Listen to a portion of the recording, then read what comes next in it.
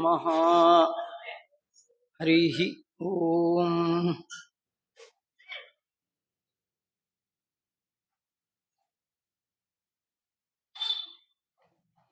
ಜಯತಿ ಹರಿರಚಿಂತ್ಯ ಸರ್ವದೇವೈಕವಂದ್ಯಃ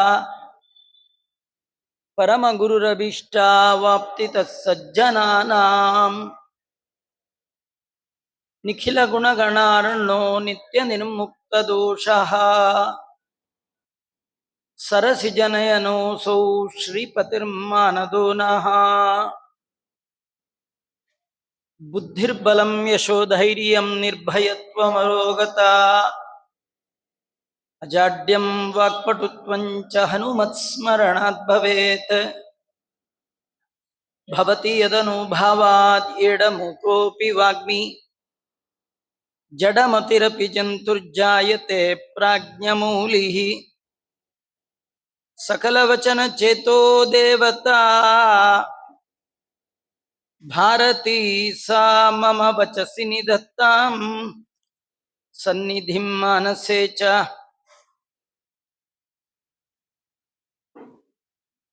ನಮೋ ವಸ್ತಾತ್ವಿಕಾ ದೇವಾಃ ವಿಷ್ಣುಭಕ್ತಿಪರಾಯಣಾಃ ಧರ್ಮಮಾರ್ಗೇ ಪ್ರೇರಯಂತು ಭವಂತಃ ಸರ್ವ ಏವ ಹಿ. ಅರ್ಥಿಕಲ್ಪಿತಕಲ್ಪೋಯಂ ಪ್ರತ್ಯರ್ಥಿಗಜಕೇಸರಿ ವ್ಯಾಸತೀರ್ಥಗುರುರ್ಭೂಯಾತ್ ಅಸ್ಮದಿಷ್ಟಾರ್ಥಸಿದ್ಧಯೇ. ತಪೋ ವಿದ್ಯಾವಿರಕ್ತ್ಯಾದಿ ಸದ್ಗುಣೌಘಾಕರಾನಹಂ ವಾದಿರಾಜಗುರೂನ್ ವಂದೇ ಹಯಗ್ರೀವ ಪದಾಶ್ರಯಾನ್. ಮೂಕೋಪಿ ಯತ್ಪ್ರಸಾದೇನ ಮುಕುಂದ ಶಯನಾಯತೆ ರಾಜರಾಜಾಯತೆ ರಿಕ್ತೋ ರಾಘವೇಂದ್ರಂ ತಮಾಶ್ರಯೇ. ತಪಸ್ವಾಧ್ಯಾಯ ಶುಶ್ರೂಷಾ ಕೃಷ್ಣ ಪೂಜಾರತಂ ಮುನಿಂ ವಿಶ್ವೇಶಮಿಷ್ಟದಂ ವಂದೇ ಪರಿವ್ರಾಟ್ ಚಕ್ರವರ್ತಿನಂ. ಆಪಾದಮೌಲಿಪರ್ಯಂತಂ ಗುರೂಣಾಂ ಆಕೃತಿಂ ಸ್ಮರೇತ್ ತೇನ ವಿಘ್ನಾಃ ಪ್ರಣಶ್ಯಂತಿ ಸಿದ್ಧ್ಯಂತಿ ಚ ಮನೋರಥಾಃ. ಸ್ವಸ್ತ್ಯಸ್ತು ಸತಾಂ ಅಶೇಷ ಸನ್ಮಂಗಲಾನಿ ಭವಂತು. ಶ್ರೀ ಗುರುಭ್ಯೋ ನಮಃ. ಹರಿ ಓಂ.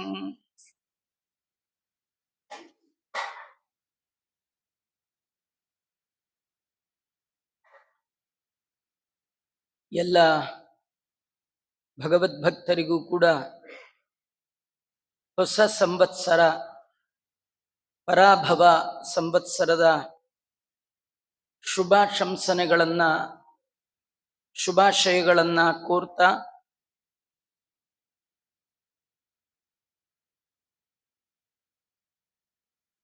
ವರ್ಷದ ಆದಿಯಲ್ಲಿ ಆಚರಿಸುವಂತಹ ಹಬ್ಬ ಯುಗಾದಿ ಅಂತ ಏನು ಕರೀತಾ ಇದ್ದಾರೆ. ಅದರಲ್ಲಿಯೂ ವಿಶೇಷವಾಗಿ ಇವತ್ತು ಮಾಡಬೇಕಾದಂತಹ ನಿತ್ಯ ಕರ್ಮಗಳ ಬಗ್ಗೆ ತಿಳಿಸ್ತಾ,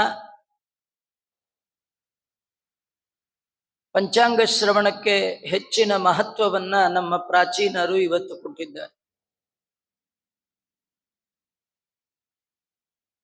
ಈ ದಿನದ ಆರಂಭದಲ್ಲಿ ಮಾಡಬೇಕಾದ ಕರ್ಮಗಳ ಬಗ್ಗೆ ತಿಳಿಸ್ತಾ, ಚೈತ್ರದಾವುಷಿ ಸ್ಮರನ್ ರಘುಪತಿಂ ಚೋತ್ತಾಯ ಚಂದ್ರಂ ಸ್ಮರೇತ್ ವೃದ್ಧಜ್ಞಾಮನುಗೃಹ್ಯ ನಿಂಬಕದಲಂ ಪ್ರಾಶ್ಯಾಜ್ಯ ಪಾತ್ರೇ ಸ್ವಕಂ ವಕ್ತ್ರಂ ವೀಚ್ಯ ಚ ದರ್ಪಣೆ ಸುಮನಸೋ ದೈವಜ್ಞ ಮಿತ್ರಾನ್ವಿತಃ ಪಂಚಾಂಗಂ ಶೃಣುಯಾನ್ದೃಪ ಪ್ರಮುದಿತಃ ಸಂಭಾವ್ಯ ಮುಹೂರ್ತಿಕಾನ್. ಚೈತ್ರ ಮಾಸದ ಮೊದಲ ದಿನ ಉಷಕ್ಕಾಲದಲ್ಲಿ ಏಳ್ಬೇಕಂತೆ. ಇವತ್ತು ಮಾತ್ರ ಅಂತಲ್ಲ, ನಿತ್ಯದಲ್ಲಿ ಸಾಧನೆ ಮಾಡಬೇಕು ಅಂತ ಅನ್ಕೊಂಡವರು, ದೇವರ ಅನುಗ್ರಹವನ್ನ ಸಂಪಾದನೆ ಮಾಡಬೇಕು ಅಂತ ಯಾರು ಅನ್ಕೊಂಡಿದ್ದಾರೆ, ಅವರೆಲ್ಲ ಏಳಲಿಕ್ಕೆ ಯೋಗ್ಯವಾದ ಸಮಯ ಅಂದ್ರೆ ಉಷಕ್ಕಾಲ, ಪಂಚ ಉಷಕ್ಕಾಲ.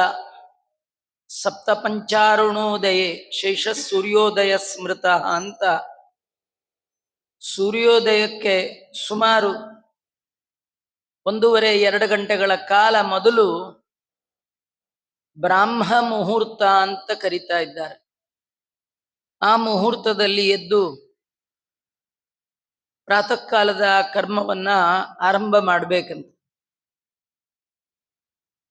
ಮೊದಲ ಕರ್ಮ ಏನು ಇವತ್ತು ಅಂದ್ರೆ, ಬೆಳಗಾಗೆದ್ದ ತಕ್ಷಣ ಮಂಗಳ ದ್ರವ್ಯಗಳನ್ನ ನೋಡ್ಬೇಕಂತ. ಹಿಂದಿನ ದಿನ ರಾತ್ರಿಯೇ ಮಂಗಳ ವಸ್ತುಗಳನ್ನ ದೇವರ ಮನೆಯಲ್ಲಿ ಸಿದ್ಧ ಮಾಡಿಟ್ಕೊಂಡಿರ್ಬೇಕು. ಕಲಶ, ಕನ್ನಡಿ, ಅರಿಶಿನ, ಕುಂಕುಮ, ಹಣ್ಣು, ವಿಳ್ಳೆದೆಲೆ, ತಾಂಬೂಲ. ಬೆಳಗಾಗೆದ್ದು ಆ ಕನ್ನಡಿಯಲ್ಲಿ ದೇವರ ಮುಖವನ್ನ ನೋಡ್ಬೇಕಂತ. ದೇವರ ಮನೆಯಲ್ಲಿರುವಂತಹ ದೇವರ ಮುಖವನ್ನ ಕನ್ನಡಿಯಲ್ಲಿ ನೋಡ್ಬೇಕು. ಭಾವ ಇಷ್ಟೇ, ಬಿಂಬೋಸಿ ಪ್ರತಿಬಿಂಬೋಸ್ಮಿ. ಕನ್ನಡಿಯಲ್ಲಿ ದೇವರ ಬಿಂಬ ಕಾಣುವಂತೆ ಪ್ರತಿಬಿಂಬವಾದ ಈ ಶರೀರದಲ್ಲಿ ಬಿಂಬರೂಪಿಯಾದ ಭಗವಂತ ಇದ್ದಾನೆ ಅಂತ ಎಚ್ಚರವನ್ನ ತಂದುಕೊಳ್ಳುವಂಥದ್ದು. ಆನಂತರದಲ್ಲಿ ಎಲ್ಲ ಮಂಗಳ ಪದಾರ್ಥಗಳನ್ನ ನೋಡಿ ಸಕಾಲದಲ್ಲಿ ಎದ್ದು ವೃದ್ಧರ ಆಶೀರ್ವಾದವನ್ನ ಪಡೆದು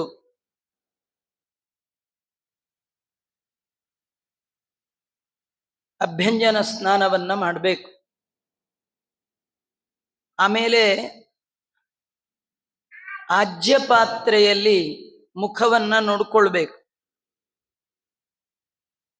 ದೇವರ ಪೂಜೆಯನ್ನ ಮಾಡಬೇಕು. ವಿಶೇಷವಾಗಿ ಪ್ರತಿಮಾರ್ಚನೆಯನ್ನ ಮಾಡ್ತಕ್ಕಂಥದ್ದು, ಪಂಚಾಮೃತವನ್ನ ಮಾಡ್ತಕ್ಕಂಥದ್ದು, ವಿಷ್ಣು ಸಹಸ್ರನಾಮ ಪಾರಾಯಣ ಮಾಡ್ತಕ್ಕಂಥದ್ದು,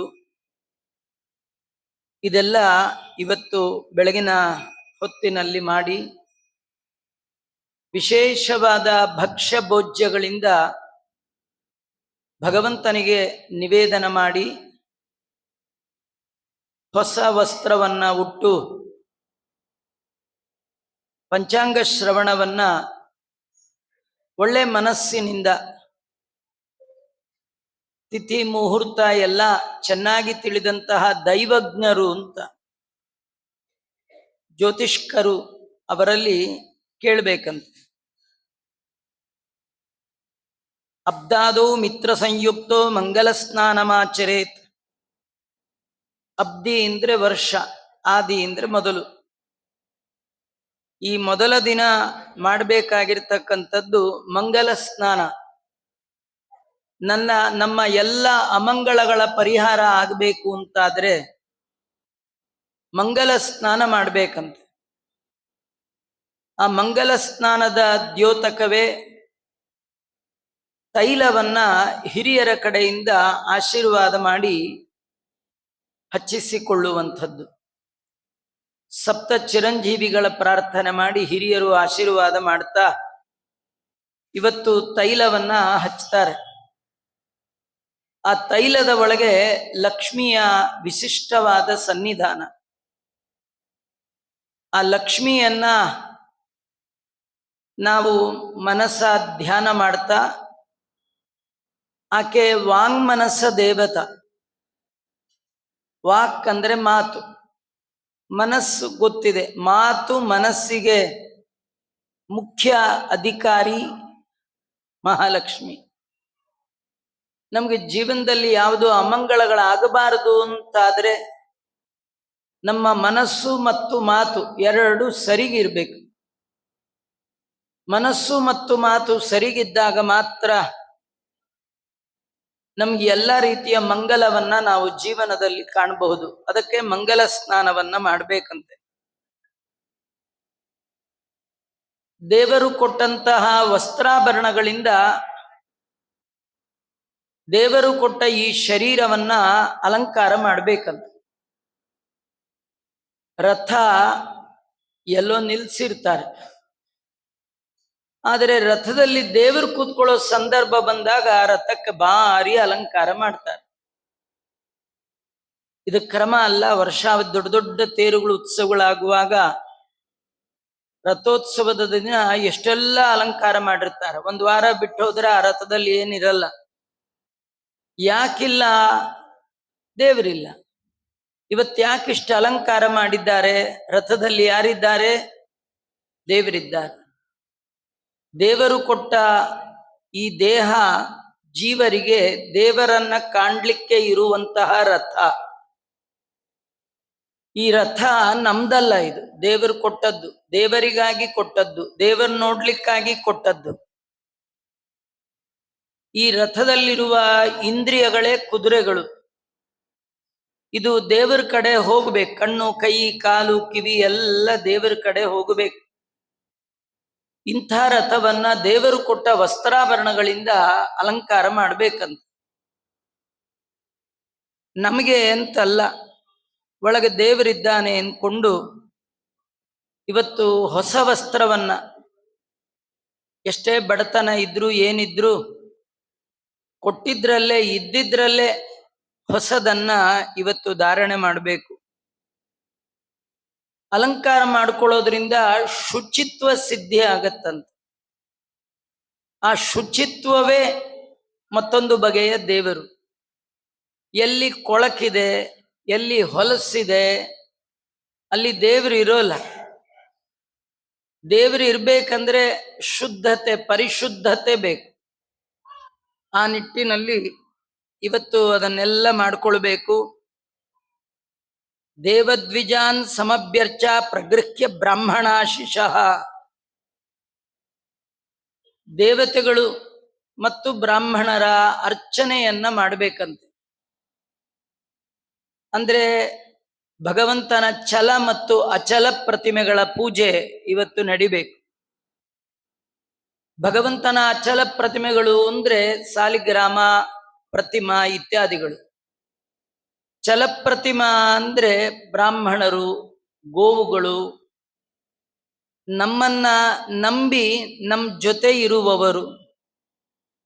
ಎಲ್ಲರೊಳಗೆ ತಾನಿಪ್ಪ ಆ ಭಗವಂತ, ಎಲ್ಲರ ಒಳಗೆ. ಆತ್ಮ ಗುಹಾಯಾಂ ನಿಹಿತೋಸ್ಯ ಜಂತೋಹೋ. ಎಲ್ಲ ಪ್ರಾಣಿಗಳ ಒಳಗೆ ಪರಮಾತ್ಮ ಇದ್ದಾನೆ ಅಂತ ಅವರವರಿಗೆ ಸಲ್ಲಿಸಬೇಕಾದ ಆದರ ಗೌರವ ಸಲ್ಲಿಸೋದೆ ಭಗವಂತನಿಗೆ ಮಾಡುವ ಪೂಜೆ. ಪರಿಪರಿ ಕೆಲಸವು ನಿನ್ನ ಮಹಾಪೂಜೆ ಅಂತಾರೆ. ಆ ರೀತಿ ಪೂಜೆ ಮಾಡಿ ಪ್ರಸನ್ನಗೊಂಡಂತಹ ದೇವದ್ವಿಜರು, ಬ್ರಾಹ್ಮಣರು ತುಂಬು ಹೃದಯದ ಆಶೀರ್ವಾದ ಮಾಡ್ತಾರೆ. ಅವರ ಆಶೀರ್ವಾದವೇ ಬಹಳ ಬೆಲೆ. ಭಾಗವತದಲ್ಲಿ ಒಂದು ಮಾತಿದೆ. ಮೈತ್ರೇಯ ಮಹರ್ಷಿಗಳನ್ನ ನೋಡಿ ವಿದುರ ಹೇಳ್ತಾನೆ, ಭೂತಾನಿ ಭವ್ಯಾನಿ ಜನಾರ್ದನಸ್ಯ. ಮೈತ್ರೇಯರೇ, ನೀವು ಭಗವಂತನ ಸನ್ನಿಧಾನದಿಂದ ಯುಕ್ತರಾದ ಆ ಭಗವಂತನ ಪ್ರತಿಮೆ. ನೀವು ಭಗವಂತನಿಗೆ ವಿಮುಖರಾಗಿ ದೇವರನ್ನು ಮರೆತು ಜೀವನ ನಡೆಸುವ,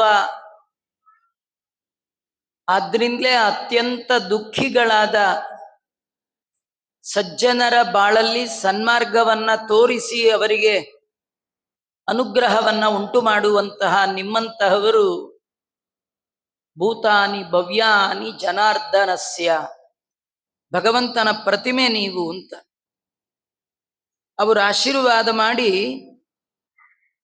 ಭಗವಂತನಿಗೆ ಅರ್ಪಿತವಾದಂತಹ ಬೇವು ಬೆಲ್ಲ ಅದನ್ನ ಕೊಡ್ತಾರೆ. ಅದನ್ನ ನಾವಿವತ್ತು ಸ್ವೀಕಾರ ಮಾಡಬೇಕು. ಮಾಡುವಾಗ ಶತಾಯು ವಜ್ರದೇಹಾಯ ಸರ್ವಸಂಪತ್ಕರಾಯ ಚ ಸರ್ವಾರಿಷ್ಟ ವಿನಾಶಾಯ ನಿಂಬಕಂ ದಳಭಕ್ಷಣಂ. ಇವತ್ತು ಬೇವಿನ ಚಿಗುರು ತಿನ್ಬೇಕಂತೆ. ಚಿಗುರು ಒಳಗೆ ಹೋಗಲ್ಲ ಅಂತ ಚೂರು ಬೆಲ್ಲ ಬಾಯಿಗೆ ಹಾಕ್ಕೋಬೇಕು. ಬೆಲ್ಲ ಹಾಕ್ಕೊಳ್ಳೋದು ಬೆಲ್ಲ ತಿನ್ಬೇಕಂತಲ್ಲ, ಬೇವಿಗೆ ಬಾಯಿ ಬಿಡ್ಲಿ ಅಂತ. ಮಕ್ಕಳಿಗೆ ಔಷಧಿ ಹಾಕುವಾಗ ಬಾಯಿ ಬಿಡೋಲ್ಲ ಅಂದ್ರೆ ಒಂದು ಕೈಯಲ್ಲಿ ಚಾಕ್ಲೇಟ್ ತೋರಿಸಿ ಅಂದಾಗ ಬಾಯಿಗೆ ಔಷಧಿ ಹಾಕುವಂತೆ ವರ್ಷದ ಆದಿಯಲ್ಲಿ ಬೆಲ್ಲ ತೋರಿಸಿ ಬೇವು ತಿನ್ನುವಂತಹ ದಿನ ಇವತ್ತು. ಇಲ್ಲಿ ಎಲ್ಲಿಯೂ ಕೂಡ ಬೇವು ತಿನ್ನಿ ಬೆಲ್ಲ ತಿನ್ನಿ ಇಲ್ಲೇ ಇಲ್ಲ. ಶತಾಯುರ್ ವಜ್ರದೇಹಾಯ ಸರ್ವ ಸಂಪತ್ಕರಾಯ ಚ ಸರ್ವಾರಿಷ್ಟ ವಿನಾಶಾಯ ನಿಂಬಕಂ ದಲಂ ಅಂತಿದೆ. ಗುಡಂ ಅಂತಿಲ್ಲ, ಜಾಗ್ರಿಮ್ ಅಂತಿಲ್ಲ, ಯಾವುದಿಲ್ಲ. ಅದು ತಿನ್ನಲ್ಲ ಅಂತ ಗೊತ್ತು, ಆದರೆ ನೀವು ತಿಂದಿದ್ರು ನಾವು ಬಿಡಲ್ಲ ಅಂತ. ನಮ್ಮ ಹಿರಿಯರು ಪ್ರಕೃತಿಯಲ್ಲಿ ಕೆಲವು ಮರಗಳಿದ್ಲೇ ಮನುಷ್ಯನಿಗೆ ಬೇಕಾದ ಎಲ್ಲ ಪೌಷ್ಟಿಕತೆ ಹೇಗೆ ಸಿಗತ್ತೆ ಅಂತ ತಮ್ಮ ಅದ್ಭುತವಾದ ಬುದ್ಧಿಮತ್ತೆಯಿಂದ ತಿಳಿದಿದ್ರು. ಈ ಮಾಘ ಮಾಸದಲ್ಲಿ ಸಪ್ತಮಿ ತಿಥಿ, ರಥಸಪ್ತಮಿ ಅಂತ, ಅವತ್ತು ಸಪ್ತಾರ್ಕ ಪರಿಣಮಾದಾಯ ಸಪ್ತಮ್ಯಾಂ ಸ್ನಾನಮಾಚರೆ. ಅವತ್ತು ಎಕ್ಕೆ ಒಂದು ಎಲೆ 7 ಎಲೆಗಳನ್ನ ಇಟ್ಟು ಸ್ನಾನ ಮಾಡಿದರೆ ಸಾಕು. 7 ಜನ್ಮದ ಪಾಪವನ್ನ ಪರಿಹಾರ ಮಾಡುವಂತಹ ತಾಕತ್ತು ಆ ಎಲೆಗಿದೆ. ಯಾವಾಗಂದ್ರೆ ಅವಾಗ ಮಾಡಿದ್ರೆ ಆಗಲ್ಲ. ಯಾವಾಗ ಮಾಡ್ಬೇಕು ಅಂತ ದೊಡ್ಡವರು ಹೇಳಿದ್ದಾರ ಆಗ್ಲೇ ಮಾಡ್ಬೇಕು. ಸುಮ್ಮನೆ ಫ್ರೀ ಆಗಿದ್ದೇನೆ, ಮುಂದೆ ಯಾವತ್ತಾರು ಜ್ವರ ಬಂದಿತ್ತು ಅಂತ ಹೇಳಿ ಇವತ್ತೇ ಒಂದು 15 ಮಾತ್ರೆ ನುಂಗ್ತೇನೆ ಅಂದ್ರೆ ಏನರ್ಥ? ಹಂಗೆಲ್ಲ ಸಿಕ್ಕಂಗ್ ಮಾತ್ರೆ ತಿನ್ಲಿಕ್ಕೆ ಬರಲ್ಲ. ಯಾವಾಗ ತಗೋಬೇಕು, ಎಷ್ಟು ತಗೋಬೇಕು ಅಂತ ಯಾರು ಹೇಳಬೇಕು? ಡಾಕ್ಟ್ರು ಹೇಳಬೇಕು. ನಮ್ಮ ಹಿರಿಯರು ಪ್ರಕೃತಿಯಿಂದ ಪಾಪವನ್ನ ಪರಿಹಾರ ಮಾಡುವ ತಾಕತ್ತಿರುವ ಎಲೆಗಳನ್ನ ಆಯ್ಕೆ ಮಾಡಿದ್ರು. ಆ ಎಲೆಯ ಸ್ಪರ್ಶದ ನೀರು 7 ಜನ್ಮದ ಪಾಪವನ್ನೇ ಕಳೆಯುವಂಥದ್ದು. ಇನ್ನ ವಿಜಯದಶಮಿ ಅಂತ ಬರುತ್ತೆ. ಅವತ್ತು ಶಮಿ ಪತ್ರ, ಶಮಿ ಶಮಯಮೇ ಪಾಪಂ ಶಮಿ ಶತ್ರು ವಿನಾಶಿನಿ. ಅವತ್ತು ಶಮಿ ಪತ್ರೆಯ ತಿನ್ನೋದಿಲ್ಲ, ಮೈ ಮೇಲೆ ಇಟ್ಕೊಳ್ಬೇಕಾದ್ದಿಲ್ಲ. ಸ್ಪರ್ಶ, ಅದರ ಸ್ಪರ್ಶ, ಅದರ ದರ್ಶನ, ಅದಕ್ಕೆ ಪ್ರದಕ್ಷಿಣೆ, ಅದರ ನಮಸ್ಕಾರ ಮಾಡಿದರೆ ಸಾಕು. ನಮ್ಮ ಪಾಪವನ್ನ ಶಮ ಮಾಡುವಂತಹ ಗುಣ ದೇವರು ಆ ಮರದ ಅಭಿಮಾನಿ ದೇವತೆಗಳಲ್ಲಿ ಇಟ್ಟಿದ್ದಾನೆ. ಆ ದಿನವೇ ಮಾಡತಕ್ಕಂಥದ್ದು.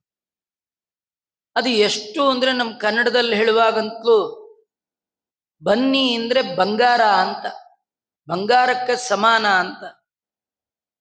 ಅಷ್ಟು ಬೆಲೆ ಬಾಳುವಂತಹ ವೃಕ್ಷ ಬನ್ನಿ. ಇದೆಲ್ಲ ವರ್ಷದಲ್ಲಿ ಒಂದೊಂದಿನ ಮಾತ್ರ ಹೀರೋ ಎಲೆಗಳು. ಸಾರ್ವಕಾಲಿಕವಾಗಿ ನಮ್ಮ ಪಾಪವನ್ನ ಪರಿಹಾರ ಮಾಡುವ ಒಂದು ಎಲೆ ಅಂದ್ರೆ ಅದು ತುಳಸಿ. ನಿತ್ಯದಲ್ಲಿ ದೇವರಿಗೆ ಅರ್ಪಿತವಾದ ಒಂದು ತುಳಸಿ ನಮ್ಮ ದೇಹವನ್ನ ಎಲ್ಲ ಪಾಪಗಳಿಂದ ರಕ್ಷಣೆ ಮಾಡುತ್ತೆ. ಇಂತಹ ತುಳಸಿಯನ್ನ ನಿತ್ಯದಲ್ಲಿ ನಾವು ಪೂಜಾ, ಸ್ಪರ್ಶ ಇತ್ಯಾದಿಗಳನ್ನ, ಅದರ ತೀರ್ಥ ಯನ್ಮೂಲೆ ಸರ್ವತೀರ್ಥಾನಿ, ಅದರ ಮೃತ್ತಿಕಾ ಯಸ್ಯ ಲಲಾಟೆ, ಯಾರ ಲಲಾಟದಲ್ಲಿ ತುಳಸಿ ಮೂಲ ಮೃತ್ತಿಕಾ ಯಮಸ್ತಂ ನೇಕ್ಷಿತುಂ ಶಕ್ತ ಕಿಮದೂತ ಭಯಂಕರ. ಯಮನಾಗ್ಲಿ ಯಮದೂತರಾಗ್ಲಿ ತುಳಸಿ ಮಣ್ಣು ಹಣೆಗೆ ಹಚ್ಕೊಂಡವ್ರು ನೋಡ್ಲಿಕ್ಕೆ ಹೆದರ್ತಾರೆ. ಅಷ್ಟು ತುಳಸಿಗೆ ಬೆಲೆ. ಈ ವರ್ಷದ ಆದಿಯ ಮೊದಲ ದಿನ ಇವತ್ತು ಬೇವಿಗೆ ಆ ಶಕ್ತಿ. ಈ ಬೇವನ್ನ ಸ್ವೀಕಾರ, ಬೇವಿನ ಚಿಗುರು ಸ್ವೀಕಾರ ಮಾಡಿದ್ರೆ ಆಯುಷ್ಯ ಗಟ್ಟಿ ಅಂತ. ನಿಮ್ಗೆ ಯಾವುದೇ ವಿಧವಾದಂತಹ ರೋಗಗಳು ಬರೋಲ್ಲ. ಕೆಲವರಿಗೆ ಆಯುಷ್ಯ ಇರುತ್ತೆ, ಹಡ್ರೋಗ ಕಿತ್ತು ತಿನ್ನತ್ತೆ. ಯಾಕಾರು ಬದುಕಿದವಪ್ಪ ಅಂತ ಅವ್ರಿಗೆ ಅನ್ನಿಸ್ಬೇಕು. ಅಂದ್ರೆ ಆಯುಷ್ಯದ ಒಟ್ಟಿಗೆ ಬೇಕಾದ್ದು ಮನುಷ್ಯನಿಗೆ ಆರೋಗ್ಯ. ಆರೋಗ್ಯ ಇಲ್ಲದ ಆಯುಷ್ಯ, ಆಯುಷ್ಯವೇ ಇಲ್ಲದ ಆರೋಗ್ಯ, ಪ್ರಯೋಜನ ಇಲ್ಲ. ಆಯುಷ್ಯ ಆರೋಗ್ಯ ಎರಡೂ ಇದ್ದಾಗ ಏನಾದ್ರೂ ಒಂಚೂರು ಸಾಧನ ಮಾಡ್ಕೊಳ್ಳಿಕ್ಕೆ ಸಾಧ್ಯ. ವಿಶೇಷವಾಗಿ ಭಗವಂತ ಮಾನವ ಜನ್ಮ ಕೊಟ್ಟಿದ್ದಾನೆ. ಅದರಲ್ಲಿಯೂ ಮರುತನ ಮತ ಬ್ರಾಹ್ಮಣ ಜನ್ಮ ದೇವರು ಕೊಟ್ಟಿದ್ದಾನೆ. ಮಹಾಭಾರತದಲ್ಲಿ ಒಂದು ಕಥೆ. ಶರತಲ್ಪದಲ್ಲಿ ಮಲಗಿದ ಭೀಷ್ಮಾಚಾರ್ಯರು ಏನೆಲ್ಲ ಉಪದೇಶಗಳನ್ನ ಮಾಡಿ ಆದ್ಮೇಲೆ ಪಂಚಪಾಂಡವರಲ್ಲಿ ಅರ್ಜುನ ಒಂದು ಪ್ರಶ್ನೆ ಕೇಳ್ತಾನೆ. ನೀವು ತುಂಬಾ ನೋವಲ್ಲಿದ್ದೀರಿ, ನಿಮ್ಗೇನಾದ್ರೂ ಆಸೆ ಇದೆಯಾ ಅಂತ ಕೇಳ್ತಾರೆ. ಅವ್ರು ಹೇಳ್ತಾರೆ, ನನಗೆ ಇನ್ನೊಂದು ಜನ್ಮ ಅಂತಿದ್ರೆ ಬ್ರಾಹ್ಮಣ ಜನ್ಮ ಬರಲಿ ಅಂತ ಕೇಳ್ಕೊಳ್ಳು. ಎಂಥ ಭೀಷ್ಮಾಚಾರ್ಯರು, ಏನ್ ಕತೆ! ದೇವರು ಇಂಥ ಉತ್ತಮ ಜನ್ಮ ಕೊಟ್ಟಾಗ ಇದ್ರ ಜೊತೆಗೆ ಸಾಧನೆ ಆಗ್ಲಿಲ್ಲ ಅಂತಾದ್ರೆ ನಾಯಿ ಜನ್ಮಕ್ಕೂ ನಮ್ಮ ಜನ್ಮಕ್ಕೂ ಏನು ವ್ಯತ್ಯಾಸ ಇಲ್ಲ. ಜನ್ಮ ಏನೋ ಇದೆ, ರೋಗ ಇದೆ ಆಚಾರ್ಯ, ಪ್ರಯೋಜನ ಇಲ್ಲ. ಜನ್ಮ ಇದೆ, ಆರೋಗ್ಯವಾಗಿದ್ದೀನಿ, ಆಯುಷ್ಯ ಇಲ್ಲ, ಪ್ರಯೋಜನ ಇಲ್ಲ. ಆಯುಷ್ಯ, ಆರೋಗ್ಯ, ಸಾಧನೆ ಮಾಡುವ ಸಜ್ಜನರಿಗೆ ಭಗವಂತ ಕೊಡುವ ಅನುಗ್ರಹ. ಇದು ಬೇಕಂತಾದ್ರೆ ಶ್ರದ್ಧೆಯಿಂದ ಈ ದಿನ ಆ ಬೇವಿನ ದಳವನ್ನ ಭಕ್ಷಣೆ ಮಾಡಬೇಕು. ಶತಾಯುರ್ ವಜ್ರ ದೇಹಾಯ, ಜೊತೆಗೆ ಸರ್ವ ಸಂಪತ್ಕರಾಯಚ, ಸಂಪತ್ತನ್ನ ತಂದು ಕೊಡುವಂಥದ್ದು. ಸರ್ವಾರಿಷ್ಟ ವಿನಾಶಾಯ, ಎಲ್ಲ ಅನಿಷ್ಟಗಳು. ಈ ಸಂವತ್ಸರಕ್ಕೇನೆ ಪರಾಭವ ಅಂತ ಕರೀತಾರೆ. ನಿಮ್ಗೆ ಗೊತ್ತಿದೆ ಪರಾಭವ ಅಂದ್ರೆ ಏನು? ಸೋಲು. ಪರಾಭವಗೊಂಡ್ವಿ. ಈ ವತ್ಸರದಲ್ಲಿ ಬರೀ ಸೋಲು ಸೋಲು ಸೋಲು. ಕೆಲವು ಸಂವತ್ಸರಗಳೇ ಅವುಗಳ ಗುಣ ಹೇಳುತ್ತೆ. ಶಾರ್ವರಿ ಅಂತ ಅಂದ್ರೆ ರಾತ್ರಿ ಅಂತ, ಕತ್ತಲು. ರುದಿರೋದ್ಗಾರಿ ಅಂತ ಒಂದು ಬಂದಿದ್ದು. ರುದಿರ ಅಂದ್ರೆ ಅದು ವಮನ ಇತ್ಯಾದಿಗಳು. ಇನ್ನ ಪ್ಲವ ಅಂತ ಒಂದು ಬಂದಿತ್ತು. ಒಂದಕ್ಕಿಂತ ಒಂದು ಸಂವತ್ಸರಗಳು. ಈ ಸರಿ ಬಂದಿರುವ ಸಂವತ್ಸರ ಪರಾಭವ ಅಂತ. ನೀವು ಏನು ಕೆಲಸ ಮಾಡ್ಲಿಕ್ಕೆ ಹೋದ್ರೂ ಅರ್ಜೆಂಟ್ ಮಾಡ್ಲಿಕ್ಕೆ ಹೋಗ್ಬೇಡಿ. ಅರ್ಜೆಂಟ್ ಮಾಡ್ಲಿಕ್ಕೆ ಹೋದ್ರೆ ನಿಮಗೆ ಗೊತ್ತಿದೆ ನೋಡಿ, ಫಾಸ್ಟ್ ಮೇಕ್ಸ್ ವೇಸ್ಟ್ ಅಂತ, ಸೋಲ್ ಕಾಣ್ತೀರಿ. ಅದರ ಬದಲು ಪರಾಭವಗೊಳ್ಳಬಾರದು ಅಂತ ಆಸೆ ಇದ್ರೆ 2 ಸತಿ ಯೋಚನೆ ಮಾಡಿ. ಏನೇ ಮಾಡಬೇಕಾದ್ರು 2 ಬಾರಿ 3 ಬಾರಿ ಯೋಚನೆ ಮಾಡಿ ಕಡೆಗೆ ದೇವರ ಮೇಲೆ ಭಾರ ಮಾಡಿ. ಆಗ ನಿಮಗೆ ಪರಾಭವ ಅಭಾವ ಇಲ್ಲದ ಹಾಗಾಗತ್ತೆ. ಸೋಲುಂಟಾಗತ್ತೆ. ಯಾರಿಗೆ? ನಿಮಗಲ್ಲ, ನಿಮ್ಮ ಶತ್ರುಗಳಿಗೆ ಸೋಲುಂಟಾಗತ್ತೆ. ಶತ್ರುಗಳು ಯಾರು ಇಲ್ವಲ್ಲ ಆಚಾರ್ಯ, ಎಲ್ಲ ಒಳಗೆ ಕೂತಿದ್ದಾರೆ. ಕಾಮ, ಕ್ರೋಧ, ಅರಿಷಡ್ ವರ್ಗಗಳಿಗೆ ಸೋಲುಂಟಾಗಬೇಕಾದ್ರೆ ನೀವು 2 ಸತಿ ಯೋಚನೆ ಮಾಡಿ, 3ನೇ ಸತಿ ದೇವ್ರ ಮೇಲೆ ಭಾರ ಹಾಕಿ ಕರ್ಮವನ್ನ ಮಾಡಿ. ಆಗ ಅದು ಪರಾಭವ ಆಗುತ್ತೆ. ನಿಜವಾಗಿಯೂ ವಿಷ್ಣು ಸಹಸ್ರನಾಮದಲ್ಲಿ ಹೇಳುವಾಗ ನವಾಸುದೇವ ಭಕ್ತಾನಾಂ ಅಶುಭಂ ವಿದ್ಯತೆ ಕ್ವಚಿತ್. ಯಾರು ಭಗವಂತನ ಪಾದಾರವಿಂದದಲ್ಲಿ ಭಕ್ತಿಯನ್ನ ಮಾಡ್ತಾರೆ, ಮಾಡುವ ಎಲ್ಲ ಕೆಲಸ ಭಗವಂತನ ಪೂಜಾ ಅಂತ ಮಾಡ್ತಾರೆ, ಮಾಡುವ ಕೆಲಸ ಎಲ್ಲ ಲೋಕದ ಒಳಿತಿಗಾಗಿ ಮಾಡ್ತಾರೆ, ಮಾಡುವ ಎಲ್ಲ ಕೆಲಸಗಳ ಹಿನ್ನೆಲೆಯಲ್ಲಿ ಭಗವಂತ ನೀನು ಪ್ರೀತನಾಗು ಅಂತ ಮಾಡ್ತಾರೆ, ಅವರು ಮಾಡುವ ಕೆಲಸಕ್ಕೆ ದೇವರ ಪ್ರೀತಿ ಪ್ರಾಪ್ತಿ ಇದೆರಡನ್ನೇ ಬಯಸಿರ್ತಾರೆ, ಬೇರೆ ಎಕ್ಸ್ಪೆಕ್ಟೇಷನ್ ಇಲ್ಲ, ಅವರಿಗೆ ಪರಾಭವ ಅನ್ನೋದೇ ಇಲ್ಲ. ಲಾಭಸ್ತೇಷಾಂ ಜಯಸ್ತೇಷಾಂ ಕುತಸ್ತೇಷಾಂ ಪರಾಭವ ಯೇಷಾಂ ಹೃದಯಸ್ಥೋ ಭಗವಾನ್ ಮಂಗಲಾಯತನೋ ಹರಿಹಿ. ಯಾರ ಹೃದಯದ ಒಳಗೆ ಭಗವಂತ ಇದ್ದಾನೆ ಅವರಿಗೆ ಪರಾಭವ ಅನ್ನೋದು ಎಲ್ಲಿಂದ ಬರ್ಲಿಕ್ಕೆ ಸಾಧ್ಯ? ಅಂತಹ ಭಗವಂತನ ಚಿಂತನೆಯೊಂದಿಗೆ ನೀವು ಕರ್ಮ ಮಾಡಿದ್ರೆ ಪರಾಭವ ಅನ್ನೋದು ನಿಮಗಿಲ್ಲ. ಸರ್ವಾರಿಷ್ಟ ವಿನಾಶಾಯ, ಎಲ್ಲ ಅನಿಷ್ಟಗಳ ನಿವಾರಣೆ ಆಗತ್ತೆ. ಯಾವುದರಿಂದ? ನಿಂಬಕಂ ದಳಭಕ್ಷಣಂ, ಬೇವಿನ ಚಿಗುರನ್ನ ಸ್ವೀಕಾರ ಮಾಡೋದ್ರಿಂದ. ವತ್ಸರಾದೌ ವಸಂತಾದೌ ಬಲಿರಾಜ್ಯೆ ತಥೈವ ಚ ತೈಲಮಕುರ್ವಾಣ ನರಕಂ ಪ್ರತಿಪದ್ಯತೆ.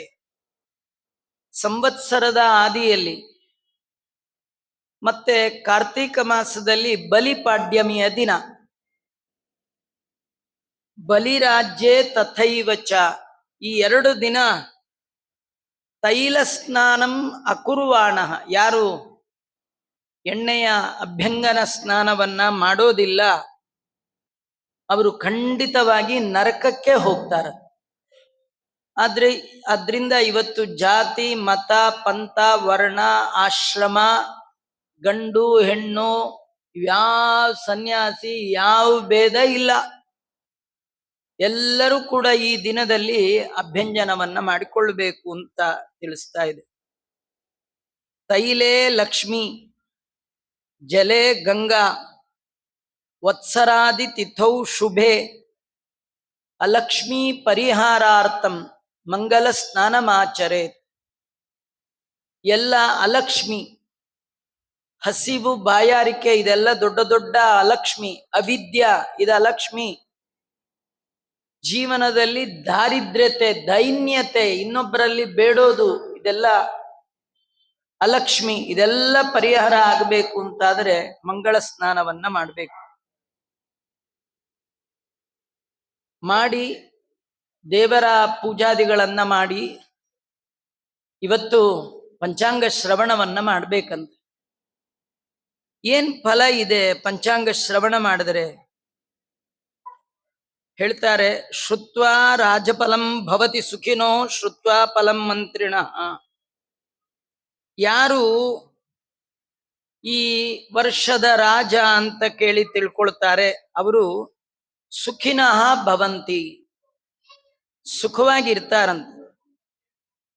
ಒಬ್ಬೊಬ್ಬರ ಬಗ್ಗೆ ಕೇಳಿದಾಗ್ಲೂ ಕೂಡ ನಮಗೆ ಒಂದೊಂದು ಫಲವನ್ನ ಕೊಡ್ತಕ್ಕಂಥದ್ದು. ಈ ಪಂಚಾಂಗದಲ್ಲಿ 5ರ ಸಮೂಹ: ತಿಥಿ, ವಾರ, ನಕ್ಷತ್ರ, ಯೋಗ ಮತ್ತು ಕರಣ. ನಿತ್ಯ ಬೆಳಗಾತ ಎದ್ದು ಒಮ್ಮೆ ಇದನ್ನು ಓದಬೇಕಂತ. ಅದರಿಂದ ತಿಥೇಶ್ಚ ಶ್ರೇಯಮಾಪ್ನೋತಿ, ವಾರಾದ ಆಯುಷ್ಯವರ್ಧನಂ, ನಕ್ಷತ್ರಾತ್ ಹರತೆ ಪಾಪಂ, ಯೋಗಾತ್ ರೋಗ ನಿವಾರಣಂ, ಕರ್ಣಾತ್ ಕಾರ್ಯ ಸಿದ್ಧಿ ಸ್ಯಾತ್, ಪಂಚಾಂಗ ಫಲಮುತ್ತಮಂ. ತಿಥಿ ಏನು ಅಂತ ತಿಳಿಬೇಕಂತೆ ನಿತ್ಯದಲ್ಲಿ. ನಮಗ್ ಗೊತ್ತಿರೋದು ಸಾಮಾನ್ಯವಾಗಿ 2 ತಿಥಿ, ಒಂದು ಅಪ್ಪನ್ ತಿಥಿ, ಇನ್ನೊಂದು ಅಮ್ಮನ್ ತಿಥಿ. ಇನ್ನೊಂದು ತಿಥಿ ಬಗ್ಗೆ ನಮಗ್ ಗೊತ್ತೇ ಇಲ್ಲ. ಎಷ್ಟು ತಿಥಿಗಳಿದೆ ಅಂದ್ರೆ ಇಲ್ಲ, ನಮ್ಮಲ್ಲಿರೋದು 2 ತಿಥಿ ಅಂತ. 15 ತಿಥಿಗಳು: ಪಾಡ್ಯ, ಬಿದಿಗೆ, ತದಿಗೆ. ಒಂದೊಂದು ತಿಥಿಗೆ ಒಬ್ಬೊಬ್ಬ ದೇವತೆ ಅಭಿಮಾನಿಯಾಗಿದ್ದಾನೆ. ಅವನ ಅನುಗ್ರಹ ಸಂಪಾದನೆ ಮಾಡಬೇಕಂತಾದ್ರೆ ಆ ತಿಥಿಯ ಬಗ್ಗೆ ತಿಳ್ಕೊಳ್ಬೇಕು, ಸಂಪತ್ತೇ ಸಿಗುತ್ತೆ. ವಾರದ ಬಗ್ಗೆ ತಿಳ್ಕೊಂಡ ಅಂದ್ರೆ ಆಯುಷ್ಯ ವೃದ್ಧಿ ಆಗತ್ತೆ. ನಕ್ಷತ್ರವನ್ನ ತಿಳ್ಕೊಳ್ತು ಅಂತಾದ್ರೆ ಹರತೆ ಪಾಪಂ, ಪಾಪಗಳ ಪರಿಹಾರ ಆಗತ್ತೆ. ಯೋಗಾತ್ ರೋಗ ನಿವಾರಣಂ, ಯೋಗ ಅದನ್ನ ತಿಳಿಯೋದ್ರಿಂದ ರೋಗದ ನಿವಾರಣೆ. ಕರ್ಣಾತ್ ಕಾರ್ಯ ಸಿದ್ಧಿ ಸ್ಯಾತ್, ನಮ್ಮ ಕಾರ್ಯ ಸಿದ್ಧಿ ಆಗಬೇಕಾದ್ರೆ ಅವತ್ತಿನ ಕರ್ಣದ ಬಗ್ಗೆ ತಿಳ್ಕೊಳ್ಬೇಕು. ಇತೀದಂ ವತ್ಸರ ಫಲಂ ವತ್ಸರಾದಿ ತಿಥೌ ಶುಭಂ, ಯಶೃಣೋತಿ ನರೋ ಭಕ್ತ್ಯ ವತ್ಸರಂ ಸ ಸುಖೀ ಭವೇತ್. ವರ್ಷದ ಆದಿಯಲ್ಲಿ ಶ್ರದ್ಧೆಯಿಂದ ಒಮ್ಮೆ ಶ್ರವಣ ಮಾಡಿದರೂ ಇಡೀ ವರ್ಷ ಸುಖವಾಗಿರ್ತಾನೆ. ಸಾಂಗೋಪಾಂಗಂ ವತ್ಸರಸ್ಯ ಬ್ರಹ್ಮಣಃ ಜನ್ಮನ ಫಲಂ ಯಶೃಣ್ವಂತಿ ಕ್ರತುಫಲಂ ಭಜಂತೆ ನಾತ್ರ ಸಂಶಯ. ಯಾರು ಉಪಾಂಗಗಳಿಂದ ಕೂಡಿರ್ತಕ್ಕಂಥ ಒಂದು ಸಂವತ್ಸರದ ಪ್ರಮಾಣವನ್ನ ತಿಳ್ಕೊಳ್ತಾರೆ, ಬ್ರಹ್ಮದೇವರ ಆಯುಷ್ಯ ಪ್ರಮಾಣದಿಂದ ಅವರಿಗೆ ರಾಜಸೂಯ ಯಾಗ ಮಾಡಿದ ಫಲ ಬರುತ್ತಂತೆ. ಇವತ್ತು ಪಂಚಾಂಗ ಶ್ರವಣ ಕೇಳಿದರೆ ಇಷ್ಟು ದೊಡ್ಡ ಫಲ ಇರತಕ್ಕಂಥದ್ದು. ಈ ಜಗತ್ತಿನ ಸೃಷ್ಟಿ ಸ್ಥಿತಿ ಇದಕ್ಕೆಲ್ಲ ಕಾರಣೀಕರ್ತನಾದವ ನಾರಾಯಣ. ಅವನ ನಾಭಿಯಿಂದ ಸ್ವಯಂ ಭವಿಸಿದ ದೇವತೆ ಚತುರ್ಮುಖ ಬ್ರಹ್ಮದೇವರು. ಬ್ರಹ್ಮದೇವರ ದಿನ ಪ್ರಮಾಣ, ಬ್ರಹ್ಮದೇವರಿಗೆ ಒಂದು ದಿನ ಅಂದ್ರೆ ಚತುರ್ಯುಗ ಸಹಸ್ರಾಣಿ ಬ್ರಹ್ಮಣೋ ದಿನ ಮುಚ್ಚತೆ ಕೃತತ್ರೇತದ್ವಾಪರ ಕಲಿ, ಕೃತತ್ರೇತದ್ವಾಪರ ಕಲಿ. ಈ ರೀತಿ 1000 ಬಾರಿ ಆದ್ರೆ ಅದು ಬ್ರಹ್ಮದೇವರಿಗೆ ಒಂದು ಹಗಲು, ಇಂಥದ್ದೇ ಒಂದು ನೈಟ್. ಇಂಥದ್ದು 15 ಆದ್ರೆ ಒಂದು ಪಕ್ಷ, 2 ಬಾರಿ ಆದ್ರೆ ಒಂದು ತಿಂಗಳು, 12 ಬಾರಿ ಆದ್ರೆ ಒಂದು ವರ್ಷ. ಇಂಥದ್ದು 100 ವರ್ಷ ಬ್ರಹ್ಮದೇವರ ಕಾಲಮಾನ. ಕೃತತ್ರೇತದ್ವಾಪರ ಕಲಿಗಳು ಹೀಗೆಲ್ಲ ಬರಬೇಕು. ಈಗ ಬ್ರಹ್ಮದೇವರಿಗೆ ಅವರ 100 ವರ್ಷದ ಮೊದಲ 50 ವರ್ಷ ತಪಸ್ಸಿನಲ್ಲಿ ಕಳೆದು ಎರಡನೇ ಅರ್ಧ, ದ್ವಿತೀಯ ಪರಾರ್ಧೆ, ಪರಾರ್ಧ ಪರಾಂತಕಾಲೆ, ಪರ ಅಂತಂದ್ರೆ ಬ್ರಹ್ಮದೇವರ ಪರಿಪೂರ್ಣವಾದ ಆಯುಷ್ಯನ ಕಾಲ, ಪರಾರ್ಧ ಅಂದ್ರೆ ಬ್ರಹ್ಮದೇವರ ಆಯುಷ್ಯದ ಅರ್ಧ, ದ್ವಿತೀಯ ಪರಾರ್ಧೆ. ಈಗ ಎರಡನೆಯ 50 ವರ್ಷ ಆರಂಭ ಆಗಿದೆ. 51ನೇ ವರ್ಷದಲ್ಲಿ ಪ್ರಥಮ ಮಾಸ, ಪ್ರಥಮ ಪಕ್ಷ, ಪ್ರಥಮ ದಿನ, ಶ್ವೇತವರಾಹ ಕಲ್ಪದಲ್ಲಿ ಹಗಲು 13 ಗಳಿಗೆ 42 ಫಳಗಳು ಘಟಿಸಿದೆ. 7 ಮನ್ವಂತರಗಳು ಈಗ ಕಳೆದಿದೆ. ಸ್ವಯಂಭುವ, ಸ್ವಾರೋಚಿಸ, ಉತ್ತಮ, ತಾಪಸ, ರೈವತ, ಚಾಕ್ಷುಷ ಅನ್ನುವ 6 ಮನ್ವಂತರಗಳು. ಈಗ ಸಪ್ತಮೇ ವೈವಸ್ವತ ಮನ್ವಂತರೆ ಅಂತ ನಾವೆಲ್ಲ ಹೇಳುವಂಥದ್ದು. ಇದರಲ್ಲಿ ವೈವಸ್ವತ ಮನ್ವಂತರದಲ್ಲಿ 27 ಮಹಾಯುಗಗಳು ಮುಗಿದಿದೆ. 28ನೇ ಯುಗ ಸರ್ಕಲ್ ಶುರುವಾಗಿದೆ. 28ನೇ ಕೃತ, 28ನೇ ತ್ರೇತ, 28ನೇ ದ್ವಾಪರ, ಈಗ ನಡೀತಿರೋದು 28ನೇ ಕಲಿಯುಗ. ಇದು ನಡೀತಿದೆ.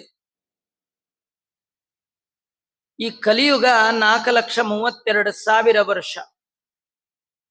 28ನೆಯ ಮಹಾಯುಗ 3 ಯುಗ ಮುಗಿದು 4ನೇ ಕಲಿಯುಗದಲ್ಲಿ ಇವತ್ತಿಗೆ 5,127 ವರ್ಷ ಮಾತ್ರ ಕಳೆದಿದೆ.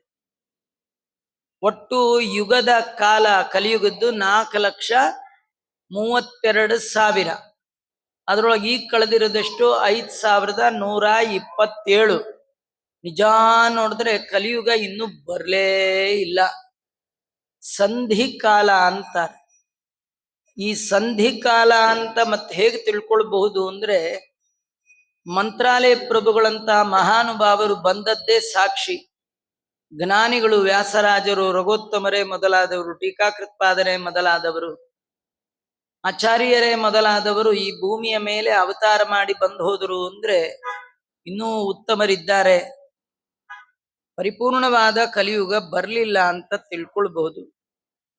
ಕಲಿಯುಗದಲ್ಲಿ ಉಳಿದಿರ್ತಕ್ಕಂಥದ್ದು 4,26,000 ವರ್ಷದ 873 ವರ್ಷ ಉಳಿದಿದೆ. ಈ ಕಲಿಯುಗದಲ್ಲಿ ಈಗಾಗಲೇ 6 ಜನ ರಾಜರು, ಶಕಕರ್ತರು ಅಂತ ಅವರು ಬಂದು ಹೋಗಿದ್ದಾರೆ. ಅದರಲ್ಲಿ ಹಸ್ತಿನಾವತಿಯಲ್ಲಿ ಧರ್ಮರಾಜ 3,044 ವರ್ಷ ಈ ಭೂಮಿಯನ್ನ ಆಳಿದ್ದಾನೆ.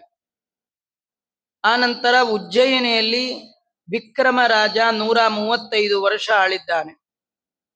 ಪ್ರತಿಷ್ಠಾ ನಗರಿಯಲ್ಲಿ 18,000 ವರ್ಷಗಳು ಕಳೆದಿರತಕ್ಕಂಥದ್ದು. ವೈತರಣಿಯ ವಿಜಯಾನಂದನ ಗತಶಕೆ 10,000 ವರ್ಷ. ಕಾವೇರಿ ತೀರದಲ್ಲಿ ನಾಗಾರ್ಜುನ ಶಕೆ 4 ಲಕ್ಷ ವರ್ಷ. ಗೌಡ ದೇಶದಲ್ಲಿ ಕಲ್ಕಿ ಭೂಪತಿ 824 ವರ್ಷಗಳು. ಇಷ್ಟ ಆಗಬೇಕಿನ್ನು.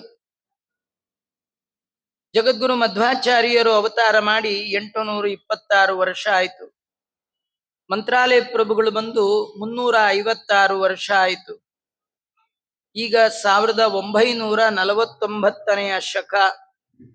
ಇವತ್ತಿನಿಂದ ಪರಾಭವ ನಾಮ ಸಂವತ್ಸರ ಚೈತ್ರ ಮಾಸ ಶುಕ್ಲ ಪಕ್ಷ ಪಂಚಮಿ ಚೈತ್ರ ಪ್ರತಿಪತ್ತಿಥಿ ಗುರುವಾರ, ಉತ್ತರಾಭಾದ್ರ ನಕ್ಷತ್ರ, ಶುಕ್ಲ ಯೋಗ, ನಾಗಕರಣ ಅಂತ ಹೇಳ್ತಾ ಇದ್ದಾರೆ.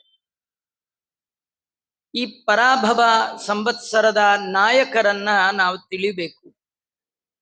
ಈ ಬಾರಿ ನಾಯಕನಾಗಿ ರಾಜ ಗುರುವಾಗಿದ್ದಾನೆ.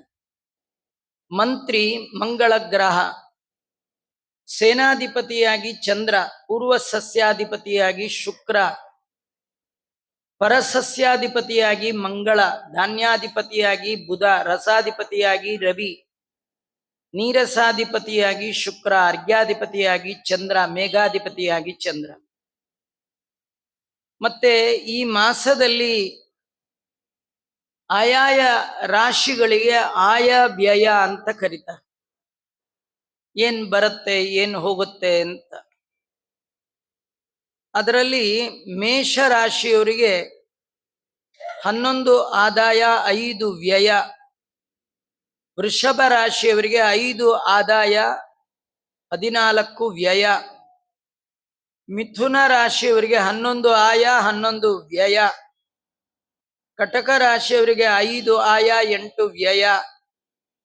ಸಿಂಹ ರಾಶಿಯವರಿಗೆ 8 ಆಯ, 5 ವ್ಯಯ. ಕನ್ಯಾ ರಾಶಿಯವರಿಗೆ 11 ಆಯ, 11 ವ್ಯಯ. ತುಲಾ ರಾಶಿಯವರಿಗೆ 5 ಆಯ, 14 ವ್ಯಯ. ವೃಶ್ಚಿಕ ರಾಶಿಯವರಿಗೆ 11 ಆಯ, 5 ವ್ಯಯ. ಧನುಸ್ ರಾಶಿಯವರಿಗೆ 8 ಆಯ, 11 ವ್ಯಯ. ಮಕರ ರಾಶಿಯವರಿಗೆ 2 ಆಯ, 14 ವ್ಯಯ. ಕುಂಭರಾಶಿಯವರಿಗೆ 2 ಆಯ, 14 ವ್ಯಯ. ಮೀನ ರಾಶಿಯವರಿಗೆ 8 ಆಯ, 11 ವ್ಯಯ. ಇನ್ನ ಕಂದಾಯಗಳು ಅಂತ 4 ತಿಂಗಳಾಗಿ ವಿಭಾಗ ಮಾಡಿ 3 ಕಂದಾಯಗಳನ್ನ ಹೇಳ್ತಾರೆ. ಬೆಸ ಇದ್ರೆ ಬಹಳ ಉತ್ತಮ. ಆದಿಯಲ್ಲಿ ಶೂನ್ಯ ಇದ್ರೆ 4 ತಿಂಗಳಲ್ಲಿ ಮಹಾವ್ಯಾಧಿ. ಮಧ್ಯದಲ್ಲಿ 0 ಬಂದ್ರೆ ಸಾಲಾದಿ ಭಯ. ಅಂತ್ಯದಲ್ಲಿ ಬಂದ್ರೆ ರೋಗ ಪೀಡೆ. 3 ಶೂನ್ಯ ಬಂದ್ರೆ ಮರಣ. ಸಮಸಂಖ್ಯೆ ಸಾಧಾರಣ ಫಲ, ವಿಷಮ ಸಂಖ್ಯೆ ಉತ್ತಮ ಧನದಾಯಕವಾದದ್ದು. ನಿಮ್ ನಕ್ಷತ್ರ ನೀವು ನೆನ್ಪಿಟ್ಕೊಳ್ಳಿ, ನಾ ಹೇಳ್ತಾ ಹೋಗ್ತೀನಿ. ಅಶ್ವಿನಿ 2, 2, 1. ಕೃತ್ತಿಕ 0, 1, 2. ಮೃಗಶಿರ 6, 0, 3. ಪುನರ್ವಸು 4, 2, 4. ಆಶ್ಲೇಷ 2, 1, 0. ಪೂರ್ವ ಫಲ್ಗುಣಿ 0, 0, 1. ಹಸ್ತ ನಕ್ಷತ್ರ 6, 2, 2. ಸ್ವಾತಿ 4, 1, 3. ಅನುರಾಧ ನಕ್ಷತ್ರ 2, 0, 4. ಮೂಲ ನಕ್ಷತ್ರ 0, 2, 0. ಉತ್ತರಾಷಾಢ 6, 1, 1. ಧನಿಷ್ಠ 4, 0, 2. ಪೂರ್ವಭಾದ್ರ 2, 2, 3. ಭರಣಿ ನಕ್ಷತ್ರ 5, 0, 4. ರೋಹಿಣಿ 3, 2, 0. ಆರಿದ್ರ 1, 1, 1. ಪುಷ್ಯ ನಕ್ಷತ್ರ 7, 0, 2. ಮಖ ನಕ್ಷತ್ರ 5, 2, 3. ಉತ್ತರ ನಕ್ಷತ್ರ 3, 1, 4.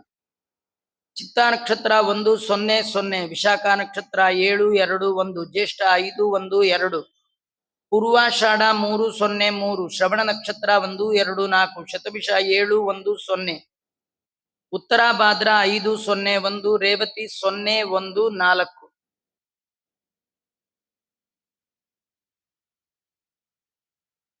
ಈ ಬಾರಿ ರಾಜನಾಗಿ ಗುರು ಇರುವ ಕಾರಣ ಭೂಮಿ ಎಲ್ಲ ಒಳ್ಳೆ ಮಳೆ ಬೆಳೆಯಿಂದ ಕಂಗೊಳಿಸುತ್ತೆ. ಹಸುಗಳು ಉತ್ತಮವಾದ ಹೈನು ಪದಾರ್ಥವನ್ನ ಕೊಡುತ್ತೆ. ಬ್ರಾಹ್ಮಣರು ಯಜ್ಞ ಯಾಗಾದಿಗಳನ್ನ ಮಾಡಿ ವೈಭವದಿಂದ ಇರ್ತಾರೆ. ಎಲ್ಲ ಪ್ರಜೆಗಳು ಕೂಡ ಉತ್ಸವವನ್ನ ಆಚರಣೆ ಮಾಡ್ತಾರೆ. ಆದರೆ ಮಂತ್ರಿ ಕುಜ ಇರುವ ಕಾರಣ ಸ್ವಲ್ಪ ವಿಘ್ನಗಳು. ಎಲ್ಲಿ ಮಳೆ ಬರುತ್ತೆ ಅಂತ ನಾವು ಅನ್ಕೊಳ್ತೀವಿ, ಅನ್ಕೊಂಡಷ್ಟು ಮಳೆ ಬರೋಲ್ಲ. ಧನಧಾನ್ಯಗಳಿಗೆ ಕೆಲವು ಕಾಲ ಬೆಲೆ ಹೆಚ್ಚಾಗುವಂಥದ್ದು. ಈ ವರ್ಷ ಸ್ವಲ್ಪ ಕಳ್ಳರಿಗೆ ಆರಾಮದಾಯಕ, ಕದ್ದು ಆರಾಮಾಗಿರ್ಬೋದು. ಆದರೆ ಮುಂದಿನ ವರ್ಷ ಅಂತೂ ಸಿಕ್ಕಾಕೊಳ್ಳುತ್ತೆ. ಇನ್ನ ಸೇನಾಧಿಪತಿ ಚಂದ್ರ ಇರುವುದರಿಂದ ಮಳೆ ಇವೆಲ್ಲ ಉತ್ತಮ, ಧಾನ್ಯಗಳು ಉತ್ತಮ, ರೋಗಿಗಳು ನಿರೋಗವನ್ನ ಅನುಭವಿಸಿ ಸುಖವನ್ನೇ ಅನುಭವಿಸ್ತಾರೆ. ಗೋವುಗಳು ಉತ್ತಮವಾದ ಹಾಲನ್ನ ಕೊಡುತ್ತೆ. ಪೂರ್ವ ಸಸ್ಯಾಧಿಪತಿಯಾಗಿ ಶುಕ್ರ ಇರುವ ಕಾರಣ ಮುಂಗಾರು ಬೆಳೆ ಅದಕ್ಕೆ ಅಧಿಪತಿ. ಜನ ಎಲ್ಲ ನಿರೋಗದಿಂದ ಮುಕ್ತರಾಗ್ತಾರೆ, ಯಾವುದೇ ರೋಗಾದಿಗಳಿಲ್ಲ. ಎಲ್ಲ ರೀತಿಯ ಧಾನ್ಯಗಳು ಕೂಡ ಹೆಚ್ಚು ಬರ್ತಕ್ಕಂಥದ್ದು. ಹಿಂಗಾರು ಬೆಳೆಗೆ ಅಧಿಪತಿಯಾಗಿ ಮಂಗಳ ಗ್ರಹ ಇರುವ ಕಾರಣ ಎರಡನೇ ಬಾರಿ ಬೆಳೆ ಬರುತ್ತೆ ಅಂತ ಜಗತ್ತಿನಲ್ಲಿ ಪ್ರಜೆಗಳು ಅಂದುಕೊಂಡ್ರೆ ಆ ಬೆಳೆಗೋ ಅಥವಾ ಬೆಳೆಯನ್ನ ಬೆಳೆದವನಿಗೋ ನಾನಾ ವಿಧವಾದ ವ್ಯಾಧಿ ಬಂದು ರೋಗ ಪೀಡಿತನಾಗಿ ಹಾಹಾಕಾರದಿಂದ ಧಾನ್ಯಗಳ ಬೆಲೆ ಹೆಚ್ಚಾಗುತ್ತೆ. ಧಾನ್ಯಾಧಿಪತಿಯಾಗಿ ಬುಧ ಇರುವ ಕಾರಣ ಕಾಲಕ್ಕೆ ಮಳೆ ಆಗತ್ತೆ, ಬೆಳೆ ಮತ್ತು ಕಾಡು ಉತ್ತಮ ರೀತಿಯಲ್ಲಿ ಬೆಳೆಯುತ್ತೆ, ಜನ ಸುಖವನ್ನ ಅನುಭವಿಸ್ತಾರೆ. ಈ ರಸಕ್ಕೆ ಅಧಿಪತಿ ರವಿ. ರಸಗಳು ಅಂದ್ರೆ ಬೆಲ್ಲ, ತುಪ್ಪ, ಎಣ್ಣೆ ಇವೇ ಮೊದಲಾದ ಪದಾರ್ಥಗಳು ಉತ್ಪತ್ತಿಯೇ ಕಡಿಮೆ ಆಗಿಬಿಡುತ್ತೆ. ನೀರಸಾಧಿಪತಿಯಾಗಿ ಶುಕ್ರ ಅಂದ್ರೆ ಕರ್ಪೂರ, ಅಗರು, ಸುಗಂಧ ದ್ರವ್ಯ, ಸುವರ್ಣ, ಬಂಗಾರ, ಮುತ್ತು, ರೇಷ್ಮೆ ವಸ್ತ್ರ ಇವೆಲ್ಲ ಕಾಸ್ಟ್ಲಿ ಆಗತ್ತೆ. ಅರ್ಘ್ಯಾಧಿಪತಿಯಾಗಿ ಚಂದ್ರ ಎಲ್ಲ ಸಸ್ಯಗಳಿಗೆ ಸುವೃಷ್ಟಿಯಾಗಿ ಫಲವನ್ನ ಕೊಡ್ತಕ್ಕಂಥದ್ದು. ಬೆಳೆದ ಫಸಲಿಗೆ ರೈತರಿಗೆ ಉತ್ತಮವಾದ ಬೆಲೆ ಸಿಗತ್ತೆ. ಮೋಡಗಳಿಗೆ ಅಧಿಪತಿಯಾಗಿ ಚಂದ್ರ ಇರುವ ಕಾರಣ ಭೂಮಿ ಜಲದಿಂದ ಪೂರ್ಣ ಆಗತ್ತೆ, ಧಾನ್ಯಗಳು ಉತ್ತಮವಾದ ಫಸಲನ್ನ ಕೊಡುತ್ತೆ, ಗಿಡ ಮರಗಳು ತುಂಬಿ ಫಲಪುಷ್ಪಗಳನ್ನ ಕೊಡ್ತಕ್ಕಂಥದ್ದು.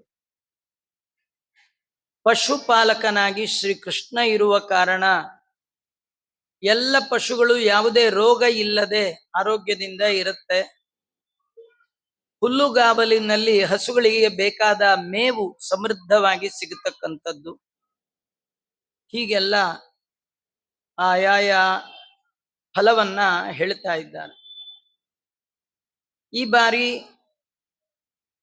ಗುರು ಸಿಂಹವನ್ನ ರಾಶಿಯನ್ನ ಕುರಿತು ಹೋಗ್ತಾ ಇದ್ದಾನೆ. ಗುರು ಸಿಂಹ ರಾಶಿಯಲ್ಲಿ ಸಂಚಾರ ಮಾಡುವಾಗ ಒಬ್ಬರಿಗೊಬ್ಬರಿಗೆ ಪರಸ್ಪರ ಯುದ್ಧ ಜರುಗುವಂಥದ್ದು. ದೇಶದ ಎಲ್ಲೆಡೆ ಮಳೆ ಸರಿಯಾಗಿ ಬೀಳದ ಕಾರಣ ರೋಗ ರುಜಿನಗಳ ಭೀತಿ ಇರ್ತಕ್ಕಂಥದ್ದು. ಗುರು ಕರ್ಕಾಟಕ ರಾಶಿಯಲ್ಲಿ ಸಂಚಾರ ಮಾಡುವಾಗ ಮೇಘಗಳು ಉತ್ತಮವಾದ ನೀರು, ಹಾಲು ಇದನ್ನೆಲ್ಲ ಕೊಡ್ತಕ್ಕಂಥದ್ದು. ಗುರು ಮಿಥುನದಲ್ಲಿ ಸಂಚಾರ ಮಾಡುವಾಗ ರಾಜರು ಪರಸ್ಪರ ಕಲಹದಲ್ಲಿ ಕೂಡಿರ್ತಕ್ಕಂಥದ್ದು. ಈ ಬಾರಿ ಶನೈಶ್ಚರ ಮೀನ ರಾಶಿಯಲ್ಲಿ ಇರ್ತಾನೆ, ಇಡೀ ವರ್ಷ ಅಲ್ಲೇ ಇರ್ತಾನೆ. ಶನಿ ಮೀನ ರಾಶಿಯಲ್ಲಿರುವಾಗ ಸಸ್ಯಗಳಿಗೆ ಇಲ್ಲ ಸಲ್ಲದ ರೋಗಗಳು ಬರುತ್ತೆ. ಜನರು ಅನೇಕ ರೀತಿಯ ಅಪಮೃತ್ಯುವಿಗೆ ಒಳಗಾಗ್ತಾರೆ. ನದಿ, ಹಸು, ಸ್ತ್ರೀಯರು, ಕನಕ ಆದಿ ವಸ್ತುಗಳು ಬಹಳ ಬೆಲೆ ಆಗತ್ತೆ. ರಾಜರು ಅತ್ಯಂತ ಕ್ರೂರವಾದ ಕರ್ಮದಲ್ಲಿ ನಿರತರಾಗ್ತಾರೆ. ಇದೆಲ್ಲ ಈ ಬಾರಿಯ ಆಯಾಯ ರಾಶಿಗೆ ಸಿಂಹ ಗುರು ಮತ್ತು ಶನಿಯ ಸಂಚಾರದ ಫಲವನ್ನ ಹೇಳಿದ್ದಾರೆ. ಮತ್ತೆ ಎಲ್ಲ ರಾಶಿಯವರಿಗೆ ಸಾಮಾನ್ಯವಾಗಿ ಈ ವರ್ಷ ಅವರಿಗೆ ಏನು ಫಲ, ಹೇಗೆ ಇತ್ಯಾದಿಗಳನ್ನ ಮೇಲಿಂದ ಮೇಲೆ ಜಾತಕ ತಗೊಂಡೋಗಿ ಯಾರಿಗೂ ತೋರಿಸುವಂಥದ್ದಿಲ್ಲ. ಇವತ್ತು ಕೇಳ್ರಿ, ಇವತ್ತೇನಿದೆ ಮುಂದಿನ ವರ್ಷ ಪಂಚಾಂಗ ಹೇಳೋವರೆಗೂ ಇಷ್ಟೇ. ನಿಮ್ಗೇನಾದ್ರು ಹೆಚ್ಚು ಕಮ್ಮಿ ಆಗಬೇಕು ಅಂತಿದ್ರೆ ಇಲ್ಲಿ ಒಳಗೊಬ್ಬರು ಕೂತಿದ್ದಾರೆ ಬೃಂದಾವನದಲ್ಲಿ, ಅವ್ರನ್ನ ಕೇಳ್ರಿ. ಅಪೇಕ್ಷಿತ ಪ್ರದಾತಾನ್ಯೋ ರಾಘವೇಂದ್ರನ್ ನ ವಿದ್ಯತೆ ಅಂತ. ಮೇಷರಾಶಿ ಅಶ್ವಿನಿ, ಭರಣಿ ಮತ್ತು ಕೃತಿಕಾ ನಕ್ಷತ್ರದ ಮೊದಲ ಪಾದ. ಗುರು ಮಿಥುನ ರಾಶಿ ಮತ್ತು ಕಟಕ ರಾಶಿಯಲ್ಲಿ ಸಂಚಾರ ಮಾಡುವಾಗ ಅಶುಭ ಫಲ ಉಂಟಾಗ್ತಾ ಇದೆ. ಮನಸ್ಸಿಗೆ ನಾನಾ ವಿಧವಾದ ಚಿಂತೆ, ಕೆಲಸ ಕಾರ್ಯಗಳಲ್ಲಿ ಅಡಚಣೆ, ಬಂಧು ಮಿತ್ರರಲ್ಲಿ ಮನಸ್ತಾಪ, ಮನಸ್ಸಿಗೆ ಬೇಸರ, ವ್ಯಾಪಾರದಲ್ಲಿ ಸಾಧಾರಣ ಲಾಭ, ಇದೆಲ್ಲ ಇರತಕ್ಕಂಥದ್ದು. ಇದೇ ಗುರು ಸಿಂಹ ರಾಶಿಯಲ್ಲಿ ಸಂಚಾರ ಮಾಡುವಾಗ ಶುಭದಾಯಕನಾಗಿದ್ದಾನೆ. ಆರೋಗ್ಯದಲ್ಲಿ ಸುಧಾರಣೆ ಇದೆ. ಬಂಧು ಮಿತ್ರರ ಸಹಾಯ, ಸಜ್ಜನರ ಸಹವಾಸದಿಂದ ಕೀರ್ತಿ, ಇದೆಲ್ಲ ಬರುತ್ತೆ. ಶನಿ ಅವರಿಗೆ 12ನೇ ಮನೆಯಲ್ಲಿದ್ದು ಈ 7.5 ಅಂತಾರಲ್ಲ, ಅದು ಅವ್ರಿಗೆ ಆರಂಭ ಆಗಿರುತ್ತೆ. ಶನಿ ಮೀನ ರಾಶಿಯಲ್ಲಿ ಸಂಚಾರ ಮಾಡುವಾಗ ಮೇಷ ರಾಶಿಯವರಿಗೆ ಶನಿಗಿಂತಲೂ ಜಾಸ್ತಿ ಸಂಚಾರ, ತಿರುಗಾಟ ತಿರುಗಾಟ ತಿರುಗಾಟ. ಒಂದಿನ ಮನೇಲಿ ಕೂತ್ಕೊಳ್ಳೋ ಹಾಗಿಲ್ಲ. ಏನ್ ಮಾಡ್ಲಿಕ್ಕೆ ಹೋದ್ರು ಎಲ್ಲ ವಿಘ್ನ, ಹಿಡಿದ ಕೆಲಸ ಎಲ್ಲ ಹಾಳು.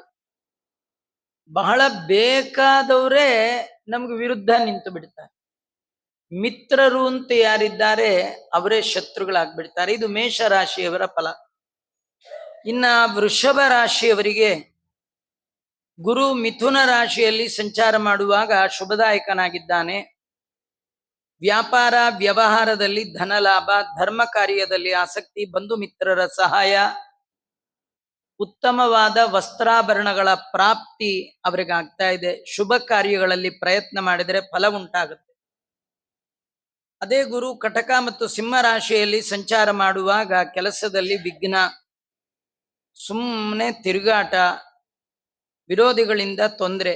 ಶನಿ ಮೀನ ರಾಶಿಯಲ್ಲಿ ಸಂಚಾರ ಮಾಡುವಾಗ ವೃಷಭ ರಾಶಿಯವರಿಗೆ ಶುಭದಾಯಕನಾಗಿದ್ದಾನೆ. ಯಾವುದಾದ್ರೂ ಸರ್ಕಾರಿ ಕ್ಷೇತ್ರದ ಕೆಲಸ ಕಾರ್ಯ ಇತ್ತು ಅಂತಾದ್ರೆ ಅದು ಈ ವರ್ಷ ಒಳ್ಳೇದಾಗ್ತಾ ಇದೆ. ಆರೋಗ್ಯದಲ್ಲಿ ಸುಧಾರಣೆ ಬರುತ್ತೆ. ಸ್ಥಿರ ಆಸ್ತಿಯ ಸಂಪಾದನೆ ಮಾಡಬಹುದಾದ ಉತ್ತಮ ಕಾಲ ಇದಾಗಿದೆ ಅವರಿಗೆ. ಮಿಥುನ ರಾಶಿ ಗುರು ಮಿಥುನ ರಾಶಿ ಮತ್ತು ಸಿಂಹ ರಾಶಿಯಲ್ಲಿ ಸಂಚಾರ ಮಾಡುವಾಗ ಸರ್ಕಾರಿ ಸಂಬಂಧದ ಕೆಲಸಗಳಲ್ಲಿ ಅಡಚಣೆ, ಬಂಧು ಮಿತ್ರರಲ್ಲಿ ವಿರೋಧ, ಸ್ತ್ರೀ ಸಂಬಂಧ ವ್ಯವಹಾರಗಳಿಂದ ಮನಸ್ಸಿಗೆ ಚಿಂತೆ, ವ್ಯಾಪಾರದಲ್ಲಿ ನಷ್ಟ, ಕೃಷಿಯಲ್ಲಿ ಅಲ್ಪ ಫಲ.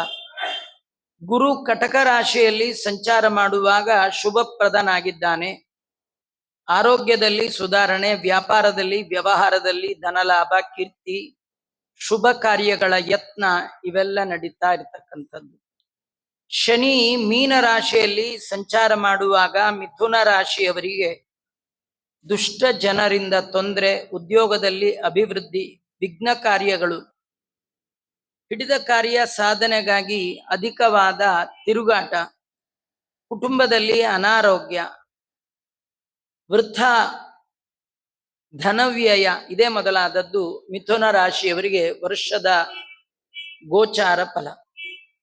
ಕಟಕ ರಾಶಿಯವರು ಮಿಥುನ ಮತ್ತು ಕಟಕ ರಾಶಿಯಲ್ಲಿ ಗುರು ಸಂಚಾರ ಮಾಡುವಾಗ ಒಳ್ಳೆ ಫಲ ಏನು ಸಿಗೋಲ್ಲ.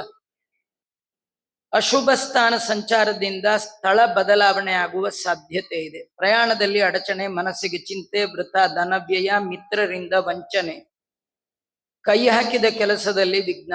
ಅದೇ ಗುರು ಸಿಂಹ ರಾಶಿಯಲ್ಲಿ ಸಂಚಾರ ಮಾಡುವಾಗ ಶುಭಪ್ರದನಾಗಿದ್ದಾನೆ.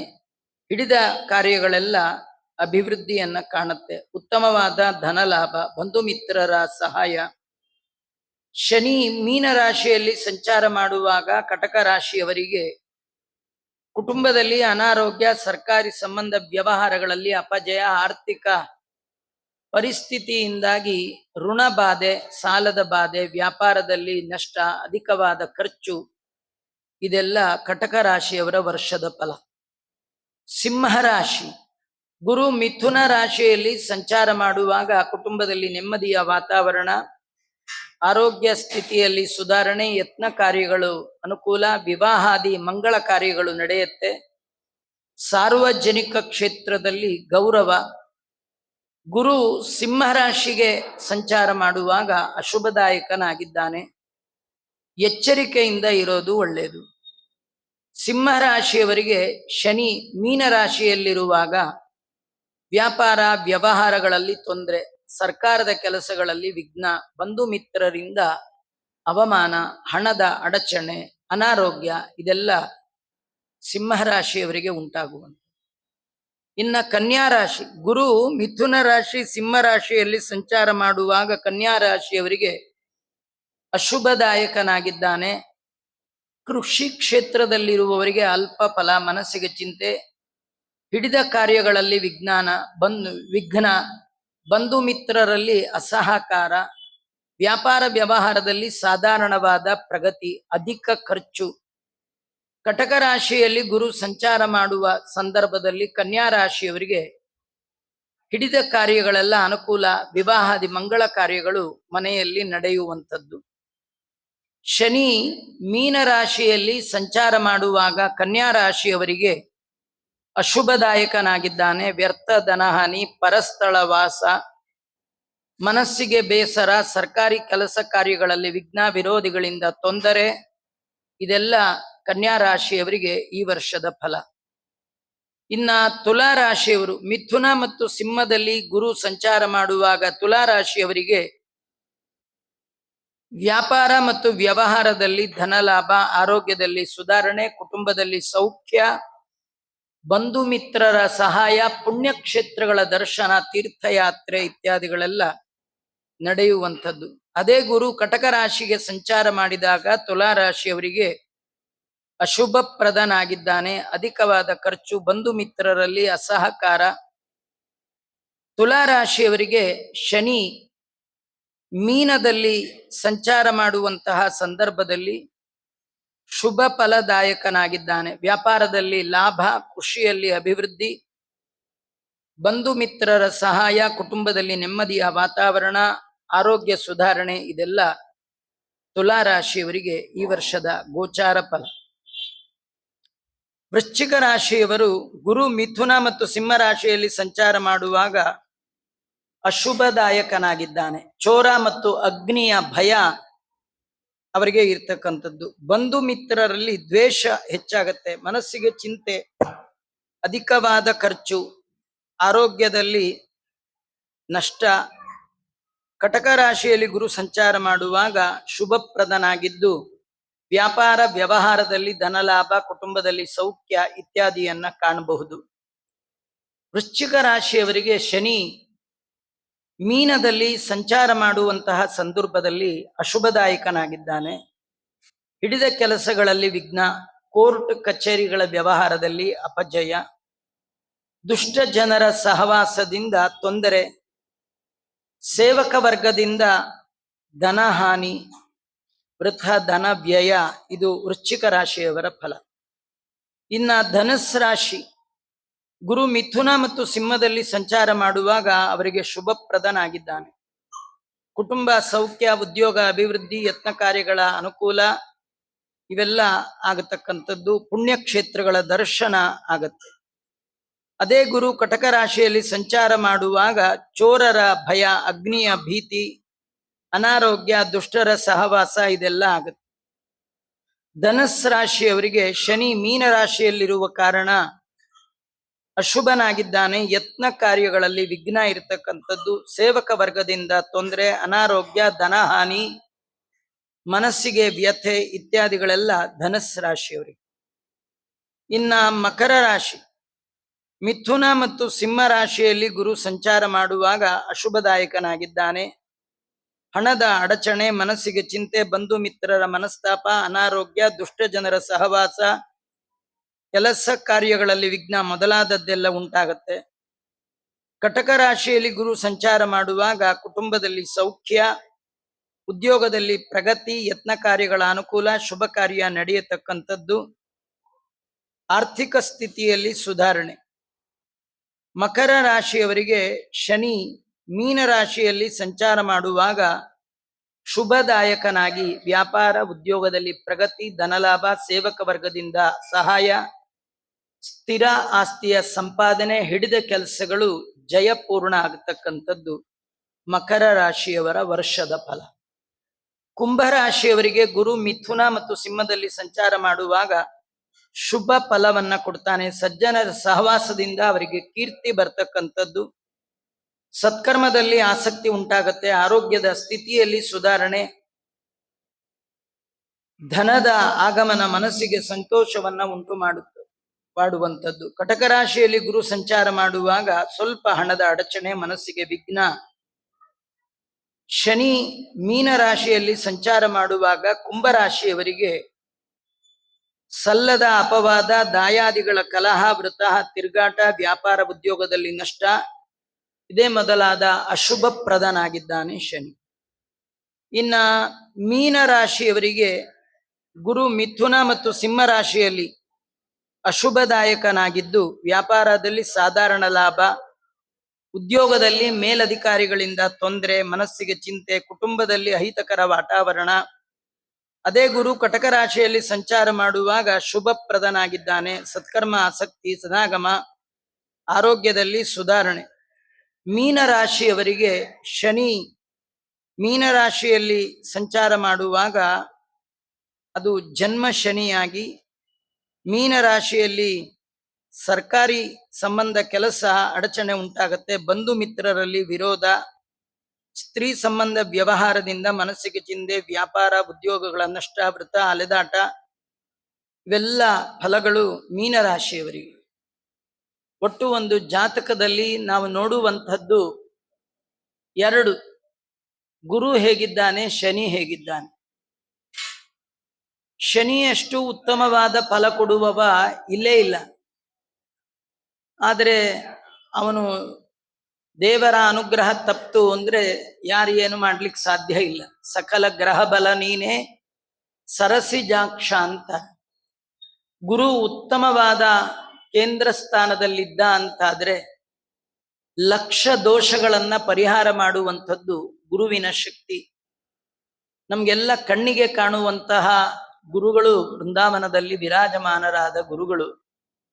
ನಿಮ್ಮದು ರಾಶಿ ಯಾವ್ದಾರು ಇರಲಿ, ಕೆಲಸ ಏನಾದ್ರೂ ಇರಲಿ, ಏನು ಕೇಳಬೇಡಿ, ನಿತ್ಯ ನಿಮ್ಮ ಮನೆಯ ಹತ್ತಿರ ಇರುವಂತಹ ಗುರುಗಳ ವೃಂದಾವನ ಸನ್ನಿಧಾನಕ್ಕೆ ಬಂದು ಒಂದೇ ಒಂದು ಪ್ರದಕ್ಷಿಣೆ, 100 ಪ್ರದಕ್ಷಿಣೆ ಭಕ್ತಿ ಇಲ್ಲದೆ ಮಾಡೋದಕ್ಕಿಂತಲೂ ಭಕ್ತಿಯಿಂದ ಒಂದು ಪ್ರದಕ್ಷಿಣೆ ಮಾಡಿ, ಒಂದು ಬಾರಿ ಅವರ ಪಾದೋದಕವನ್ನ ಸ್ವೀಕಾರ ಮಾಡಿ, ಒಂದು ಬಾರಿ ಅವರ ಮಂತ್ರಾಕ್ಷತೆಯನ್ನ ಆ ದಿನ ಹಾಕೊಂಡ್ಬಿಟ್ರೆ ಮಿಕ್ಕಿದ್ದೆಲ್ಲ ನಾನು ನೋಡ್ಕೊಳ್ತೇನೆ ಅಂತಾರೆ ರಾಘವೇಂದ್ರ ಸ್ವಾಮಿಗಳು. ಯಾವ ಗುರುಗಳಾದ್ರೂ ಸರಿಯೇ ಇಲ್ಲ, ನಮ್ಮ ಮನೆ ಹತ್ರ ಯಾವುದು ಮಠ ಇಲ್ಲ, ಬೇಡ ಬಿಡಿ. ಮನೆಯಲ್ಲಿ ಹಿರಿಯರಿದ್ರೆ ಗುರುಗಳು ಅವರೇ ಗುರುಗಳು, ತಂದೆ ತಾಯಿಗಳು, ಅವರಿಗೆ ನಮಸ್ಕಾರ ಮಾಡಿ ಹೋದರೂ ಸಾಕು. ನಮ್ಮ ಎಲ್ಲ ವಿಘ್ನಗಳನ್ನ ಪರಿಹಾರ ಮಾಡುವಂತಹ ಶಕ್ತಿ ಗುರು ಹಿರಿಯರಲ್ಲಿ ಭಗವಂತ ಇಟ್ಟಿದ್ದಾನೆ ಅಂತ ತಿಳಿಸ್ತಾ, ಈ ಪರಾಭವ ನಾಮ ಸಂವತ್ಸರ ಎಲ್ಲ ಮಂತ್ರಾಲಯ ಪ್ರಭುಗಳ ಗುರುರಾಜರ ಭಕ್ತರಿಗೆ, ಎಲ್ಲ ಭಗವದ್ ಭಕ್ತರಿಗೆ ಕಾರ್ಯಸಿದ್ಧಿಯನ್ನ ಉಂಟು ಮಾಡಲಿ, ಅವರವರ ಕಾರ್ಯಗಳಲ್ಲಿ ಅವರಿಗೆ ಯಶಸ್ಸು ಸಿಗಲಿ ಅಂತ ಪ್ರಾರ್ಥನೆ ಮಾಡ್ತಾ, ಶ್ರೀಕೃಷ್ಣಾರ್ಪಣಮಸ್ತು. ಸರ್ವೇಂದ್ರಿಯ ಪ್ರೇರಕೇಣ ಶ್ರೀ ಪ್ರಾಣಪತಿನೇರಿತಃ ಯದವೋಚ ಮಹಂತೇನ ಪ್ರೀಯತಾಂ ಕಮಲಾಲಯ ಮಧ್ವೇಶಾರ್ಪಣಮಸ್ತು. ಕೃಷ್ಣಾರ್ಪಣ.